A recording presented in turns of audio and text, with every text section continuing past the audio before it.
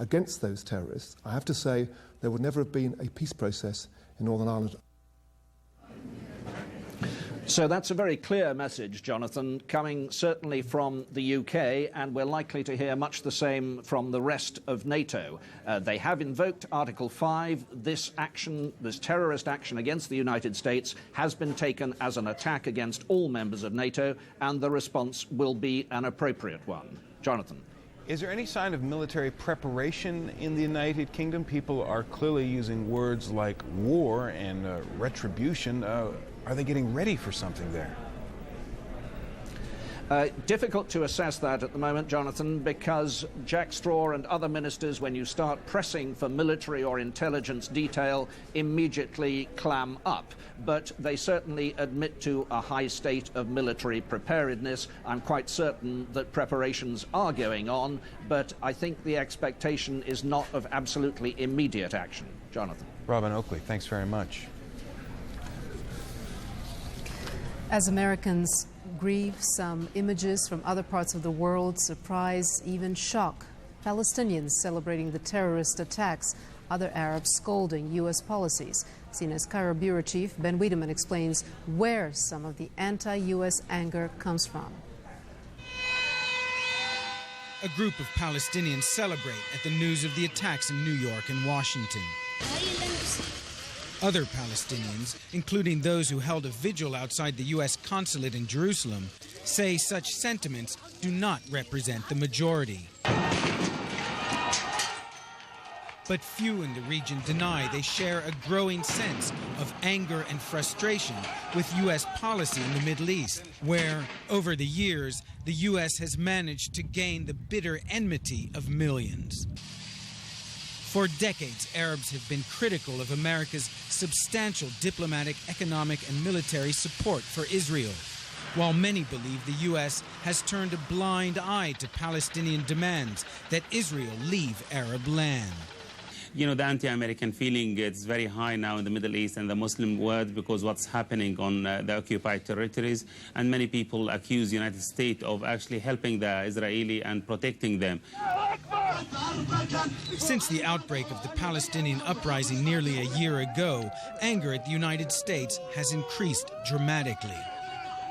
Alarmed at growing anti-American sentiment, traditional U.S. allies in the region, including Egyptian President Hosni Mubarak, have warned that American interests are at risk if the U.S. doesn't modify its Mideast policy. Another source of bitterness, Iraq. For more than a decade, Washington has insisted upon maintaining harsh United Nations economic sanctions, officially intended to target the regime of Iraqi President Saddam Hussein. Yet many blame the sanctions for causing the deaths of hundreds of thousands of ordinary Iraqis from disease and malnutrition. Elsewhere, Washington has been the most vocal advocate of economic and political sanctions against Libya, Sudan, Iran, and Afghanistan, all predominantly Muslim countries. The day the Muslim countries unite, says this Pakistani, Russia and the U.S. will flow away like a gust of water. You can't blame Palestine or anyone else. It's a natural destruction. You've asked for it. Responsibility for Tuesday's massive terror attack has yet to be determined, but few in the Mideast doubt the depth of anger and hatred toward the United States. Ben Wiedemann, CNN. A moment ago, we heard from Britain. All 15 countries, though, of the European Union have pledged their support for the United States at an emergency meeting in Brussels. And in a separate meeting, NATO has declared the hijack attacks an assault against all NATO member states. Diana Muriel joins us now from Brussels with the latest there. Diana? Yes, Jonathan, here in Brussels today, NATO will continue their meetings today. No press conferences are planned, but Lord Robertson, the Secretary-General of NATO, is still in Brussels, and we hope to be speaking to him on CNN later in the day.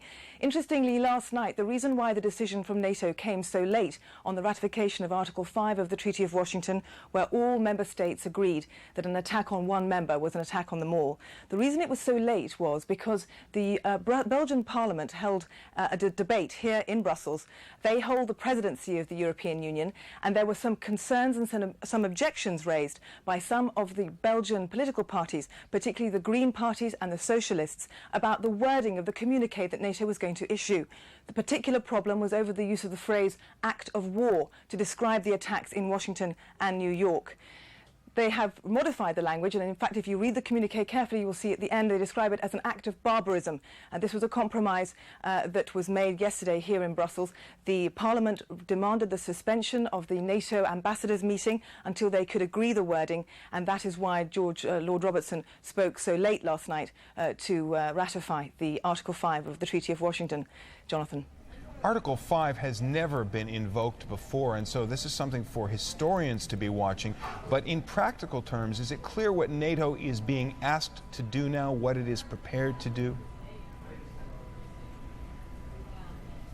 No, it is not absolutely clear, Jonathan. What will happen is, as Robin Oakley was explaining, and indeed as Jack Straw was explaining in that interview that you saw just a moment ago, they need to identify the target specifically. Once that is done, then each individual NATO member will make a decision as to what level of participation they will provide to the effort. There are, of course, some hawks, Britain amongst them, and Germany also considered a hawk, and some doves, particularly Belgium and France. Belgium, of course, in the Gulf War did not send soldiers. They sent military experts who are experts in mines.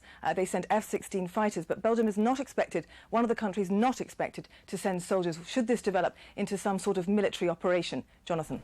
Diana Muriel in Brussels, thanks very much. All this because of what has happened in the United States and in New York at its most destructive, where the skyline is ravaged, people find neighbors and loved ones now dead. Grief, anger, and a strong sense of solidarity are replacing the first shock. We return to Garrick Utley in New York, where people of a battered city are coming to grips with the horror of Tuesday's attack. Garrick? Coming to grips, Jonathan, of course, but also the key question that we're hearing every day right now is, when is life going to return to normal in New York City? Silly question. When was life ever normal in this metropolis here with more than 7 million people? On Wednesday, there were some signs of some kind of normalcy returning, and on Thursday, there'll be even more milestones along that path. But we want to take a moment now and get a rather impressionistic look of how New Yorkers have been coping, how they've been coming back. These are people who are not at ground zero down there in lower Manhattan, but all over Manhattan today. Producer Bonnie Bertram and camera operator Dave Timko offer their view. September 12th, 2001, New York, the day after the World Trade Center was attacked and collapsed. People are sticking closely to their cell phones, trying to get any news they can of what's happening. He doesn't have any identification on him, and we certainly hope someone recognizes him. We've heard pleas like this all day long. Still waiting to find out how many people are being rescued and what the situation is downtown. 75 centimeters. Hi, next. Can I help you? Very fast. Next. Where are you visiting from? From Spain. From Spain? We are so terrified, and we don't know if we can get home again and see our families. Are you going to JFK today? Oh, he won't take you? No, he can't go. Yeah, I'm trying to. They think if they go out, they won't be able to get back into the cities. But I'm like Dorothy, the Wizard of Oz. I just want to get home. If I could click my heels and make it happen, I would do it. Is this your limo? Huh? Yes, it is.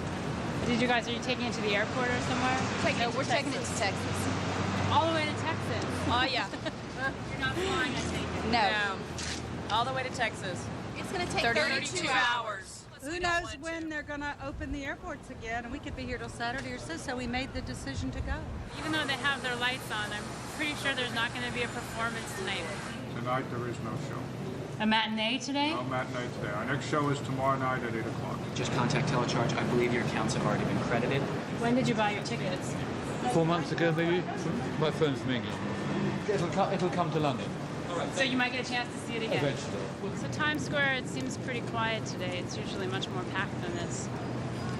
Theater matinees have been canceled. It's basically pretty calm. It just it seems like everybody's walking around in a daze and just thinking about it. Did you feel scared a little bit yesterday? Not really. I and I ran home and watched the news, and it was kind of scary about all those buildings falling. You just feel this air in the city. It's different. People are more somber, I think, more contemplative. So we're in Central Park, and we're at a place called Strawberry Fields, and there's a memorial here for John Lennon. And it always seems like in times of pain, New Yorkers tend to congregate here. I knew someone who worked there, so it's been difficult. He's missing. We don't know. You haven't heard anything yet? No, but I don't have a good feeling about it. So, it's just sad. Well, imagine what's coming up now. To answer some of the questions there, if returning to normal in New York City means that Times Square will be filled and the theaters will be open, they will be filled and opened on Thursday evening, not far from here up in Times Square. If return to normal life means schools being open, filled with students, yes, they will be open tomorrow. If normalcy in New York City means being able to ride the subway system, this vast mass transportation system, yes, the subways will be running tomorrow, all the lines except one, which is, a minor detail, the C line. Jonathan, guess who rides the C line? Back to you. Garrett Gutley, thanks very much. NATO has declared the attacks to be an assault against all its 18 members. As we reported, for the first time in more than 5 decades, the alliance has invoked Article 5 of the NATO Charter, which says if one member state is under attack, all others will defend it. For more on what that might involve, we're joined now by Pío Cabanillas, Chief Government Spokesman for a key NATO ally, Spain. Mr. Cabanillas, thank you very much for joining us. What did it take for Spain to take this decision? You're very welcome. Let me state our position very clearly. We are on your side. We are on your side because you're friends, because you're allies, because we share the same values, because we believe in democracy, because we believe in human rights, because we are sure that terrorism is the greatest threat to democracy and to the international community, and because we suffer terrorism ourselves. We know what you're going through. We go through that too. Again, we're on your side. Mr. Cabanillas, there are 2 military bases in Spain that were used during the Gulf War. Will you allow the United States to make use of them should there be a decision made for retaliation? Well, you know that there is a procedure to be completed. First, for the application of Article 5, it has to be demonstrated, that's what the declaration said yesterday, it has to be demonstrated that there is an attack, an armed attack coming from abroad. And then each country has the right to determine in which way they contribute to the common cause. Of course, talking and in close contact to all other allies and, of course, in close contact to the United States. So the Spanish contribution would be determined in due course. What I want to make very clear from now is that we are very much in favor of what is being discussed right now. When President Bush visited earlier this year, he visited during his European trip, he actually started his European trip in Spain. Did he and Prime Minister Aznar talk about Basque terrorism? I think that first and the most important thing they did is to recognize that terrorism was an international problem and that the only way to defend ourselves against that is international unity.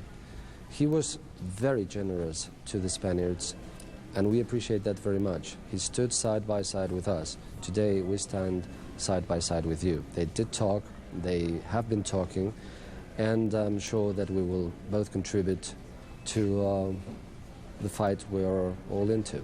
Mr. Cabanillas, thank you very much. And here we pass the baton to our colleagues Carol Lynn and Vince Cellini. I'm Ralitza Vasilova. And I'm Jonathan Mann. We leave you with the scene outside the White House Wednesday night.